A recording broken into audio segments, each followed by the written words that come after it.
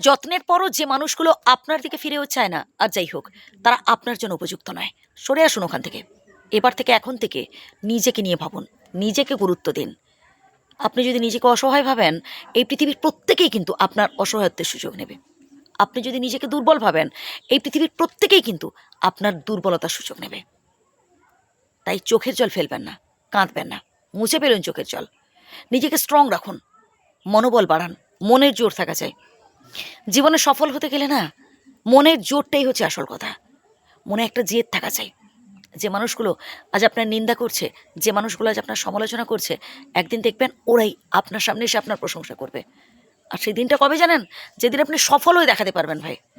তাই কেন কষ্ট পাচ্ছেন, কেন কাঁদছেন, কেন চোখের জল ফেলছেন, কেন জনে জনে সবার কাছে বলে বেড়াচ্ছেন আপনার দুঃখ কষ্টের কথাগুলো? ভাই, আপনি যার কাছে দুঃখের কথা বলছেন, দেখবেন সেই মানুষটাই পরবর্তীকালে আপনাকে আরও বেশি কষ্ট দেবে, আপনাকে আরও বেশি দুঃখ দেবে। নিজেকে একদম অসহায় ভাববেন না। আপনি আপনার কাছে সেরা, আপনি আপনার কাছে রাজা। মনোবল বাড়ান, পজিটিভ চিন্তা করুন, ভালো ভালো চিন্তা করুন। যত সমস্ত নেগেটিভিটিগুলো না, ওই মাথা থেকে বাদ দিন।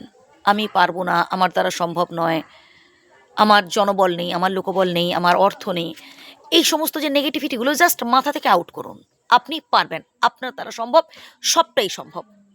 আপনি যত বেশি পজিটিভ চিন্তা করবেন, যত বেশি নিজেকে মোটিভেট করতে পারবেন, তত বেশি আপনি জীবনে সফল হতে পারবেন। আর সফলতার পথটা এতটাও সহজ নয় যে আপনি হাত বাড়িয়ে দিলে পেয়ে যাবেন।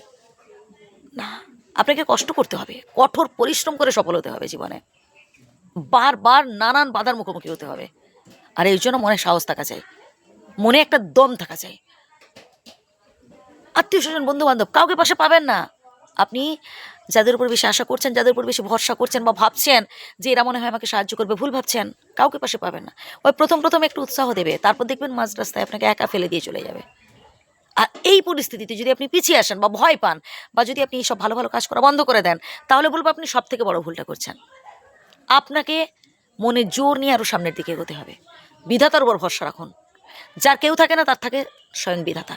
ভাই, যার ভরসা আছেন বিধাতা, তার কোনো বন্ধুবান্ধব, আত্মীয় স্বজন কাউকেই দরকার নেই। আর বিশেষ করে যেসব বন্ধুবান্ধবরা আমাদের সুখের সাথী, দুঃখের সাথী নয়, তারা কিসের বন্ধু ভাই?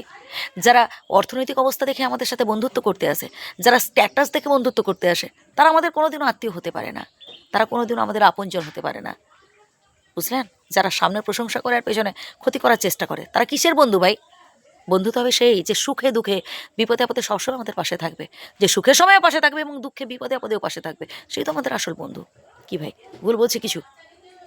আমি চাই আপনি পারফেক্ট মানুষ চিনে নিন এবং নিজেকে স্ট্রং রাখে সামনের দিকে এগিয়ে যান। তাই কথাগুলো বললাম। ভালো থাকবেন।